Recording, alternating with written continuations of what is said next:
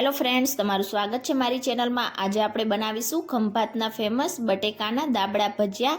તો આ ભજીયા આજે આપણે એક સ્પેશિયલ મસાલો બનાવીને બનાવીશું અને તેની સાથે જ આપણે ખાટી મીઠી બેસનની કઢી પણ બનાવીશું, જે ખાવામાં બહુ જ ટેસ્ટી લાગશે અને આ ભજીયા બનાવવામાં એકદમ ઓછો સમય લાગે છે। તો ચાલો બનાવીએ।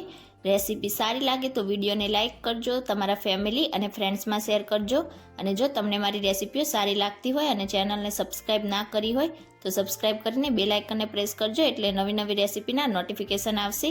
તો ચાલો બનાવીએ। સૌથી પહેલાં તો આપણે મસાલો બનાવીને તૈયાર કરીશું। તો તેના માટે મેં અહીંયા એક બાઉલ ભાવનગરી જે મોળા ગાંઠિયા આવે છે તે લઈ લીધા છે। તમારી પાસે આ ગાંઠિયા ના હોય તો તમે કોઈ પણ મોળા ગાંઠિયાનો ઉપયોગ કરીને આ મસાલો તૈયાર કરી શકો છો। હવે તેમાં 1 ટેબલસ્પૂન સફેદ તલ ઉમેરીશું, 1.5 ટેબલસ્પૂન જેટલા સૂકા ધાણા ઉમેરીશું। સૂકા ધાણાનો ટેસ્ટ આ મસાલામાં એકદમ સરસ લાગશે। સાથે તેમાં 5 થી 6 લસણની કળી અને 1 ઇંચ આદુના ટુકડાને આ રીતે કટ કરીને ઉમેરીશું। અને હવે તેમાં 10 થી 12 જેટલા કાળા મરી અને 4 થી 5 જેટલા લવિંગ ઉમેરીશું। અહીંયા લસણ તમે તમારી પસંદ પ્રમાણે વધારે કે ઓછું કરી શકો છો।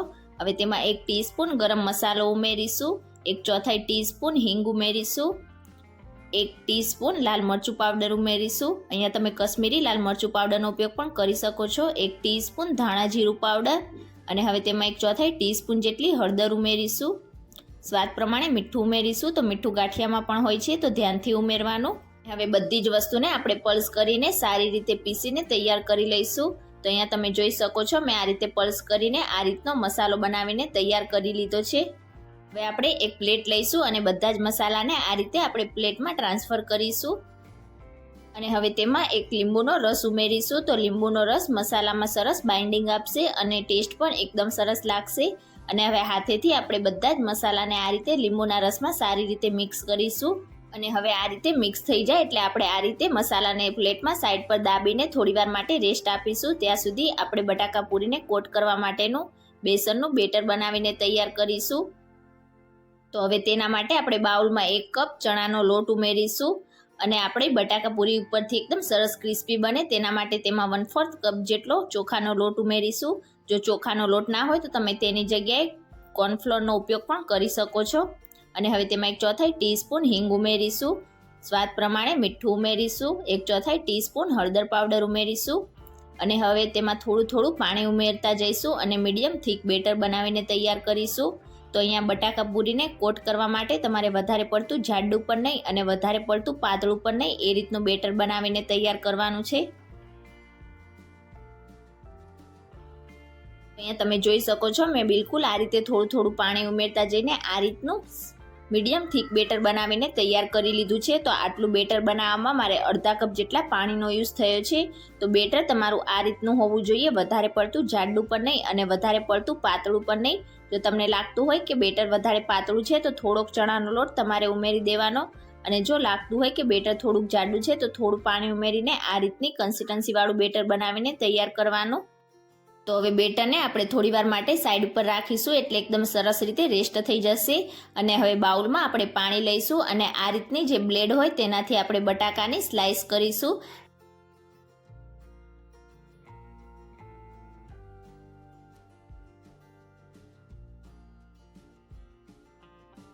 અને હવે બિલકુલ આ જ રીતે આપણે બીજા બટાકાની પણ સ્લાઇસ તૈયાર કરીશું।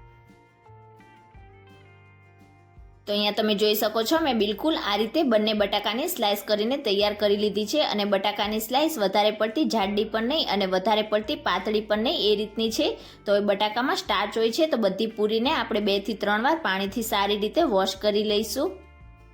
હવે બધી જ બટાકાની સ્લાઇસને આપણે જ્યાં સુધી આગળની પ્રોસેસ કરીએ ત્યાં સુધી આ રીતે પાણીમાં રાખીશું એટલે એકદમ સરસ રીતે આપણી સ્લાઇસ કડક થઈ જશે।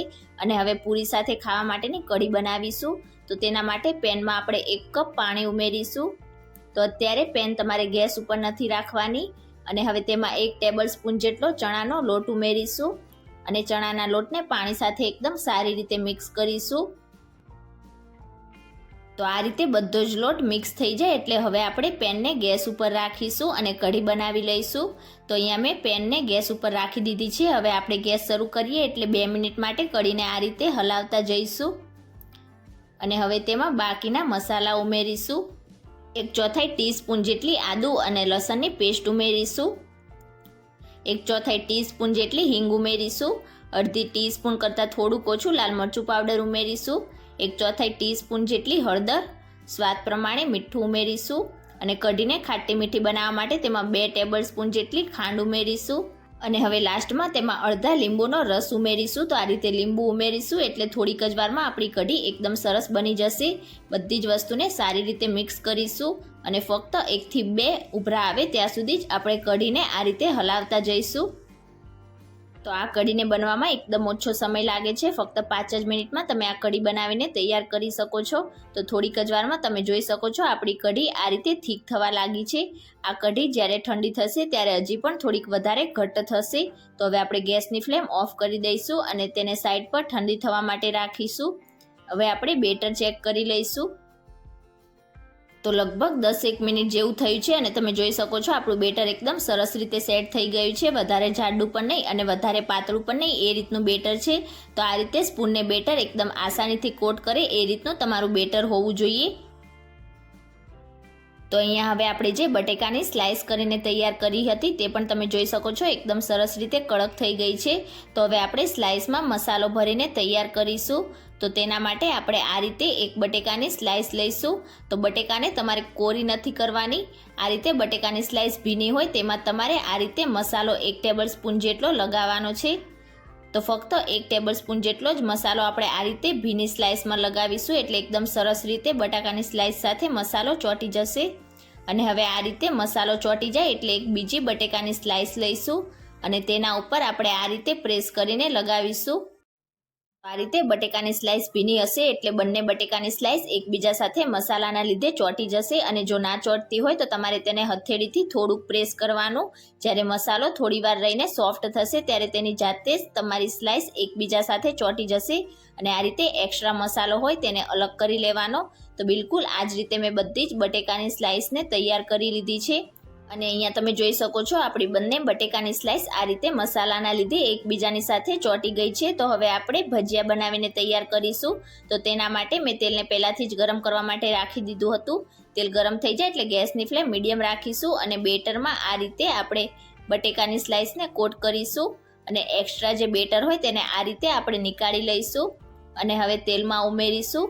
તો એકવારમાં તમે જેટલા મેનેજ કરી શકો એટલા ભજીયા તમારે આ રીતે તેલમાં ઉમેરવાના. તો જ્યારે તમે ભજીયાને તેલમાં ઉમેરો છો ત્યારે તમારે ગેસની ફ્લેમ મીડિયમ રાખવાની અને ત્યાર પછી તમારે મીડિયમ ટુ હાઈ ગેસની ફ્લેમ પર ભજીયાને તળવાના. જો તમે વધારે પડતી સ્લો ગેસની ફ્લેમ પર ભજીયાને તળશો તો ભજીયા ઓઇલી થઈ જશે. તો બિલકુલ આ રીતે તેલમાં ઉમેરી દીધા પછી તરત જ તમારે ગેસની flame medium two high side કરી દેવાની અને આ રીતે બધા ભજીયા ઉપર આવવા લાગે એટલે હવે તેને ઝારાથી અલટી પલટીને હલકા બ્રાઉન કલર જેવા થાય ત્યાં સુધી તેને ફ્રાય કરીશું. તો અહીંયા થોડીક જ વારમાં તમે જોઈ શકો છો આપણા બધા ભજીયા આ રીતે લાઇટ ગોલ્ડન કલર જેવા થઈ ગયા છે અને બધા જ ભજીયા આપણા એકદમ સરસ ફૂલ્યા પણ છે. તો હવે આ રીતે આપણે તેને પ્લેટમાં નીકાળી લઈશું અને બિલકુલ આ જ રીતે આપણે બાકીના ભજીયાને પણ ફ્રાય કરી લઈશું. બિલકુલ આ જ રીતે મેં ભજીયાનો બીજો બેચ પણ તળીને તૈયાર કરી લીધો છે. તો હવે ગરમા ગરમ ભજીયા સાથે આપણે ગરમા ગરમ કઢીને સર્વ કરીશું. તો આ ભજીયા ખાવામાં બહુ જ ટેસ્ટી લાગશે અને એકદમ ઓછા સમયમાં બની પણ જાય છે. તો તમે ક્યારે આ રીતે ખંભાતના ફેમસ દાબડા ભજીયા સાથે ખાટી મીઠી કઢી ના બનાવી હોય તો એકવાર આ રેસીપી જરૂરથી ટ્રાય કરજો અને આજની મારી રેસીપી તમને કેવી લાગી એ મને કમેન્ટ કરીને ચોક્કસથી જણાવજો. રેસીપી સારી લાગી હોય તો વિડીયોને લાઇક કરજો, વધારેમાં વધારે શેર કરજો અને ચેનલને સબસ્ક્રાઈબ કરીને બેલ આઇકન બટનને પ્રેસ કરજો એટલે નવી નવી રેસીપીના નોટિફિકેશન આવશે. Thank you for watching.